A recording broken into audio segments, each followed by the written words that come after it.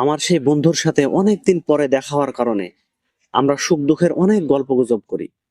এরপর খাওয়া দাওয়া শেষ করি এবং গল্প করতে করতে একসময় ঈশান নামাজের সময় হয়ে যায়।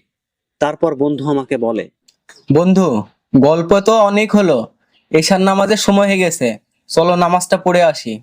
বন্ধু, আমার আর তেমন নামাজ কালাম পড়া হয় না, তার চেয়ে বরং তুমি নামাজটা পড়ে আসো। কেন বন্ধু? আমি যতদূর জানি তুমি তো 5 ওয়াক্ত নামাজ পড়তে। তোমার কথা ঠিক আছে, কিন্তু বিভিন্ন ব্যস্ততার কারণে আমার আর নামাজ পড়া হয় না। তাহলে বন্ধু তুমি থাকো, আমি নামাজটা পড়ে আসি। আচ্ছা ঠিক আছে, তুমি নামাজে যাওয়ার আগে আমাকে একটি বদনা দিও, আমি আবার একটু বাথরুমে যাব।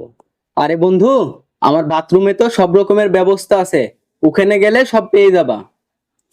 তোমার কথা ঠিক আছে, কিন্তু পাকা পায়খানার চাইতে আমার খোলা মাঠে পায়খানা করতে বেশি ভালো লাগে।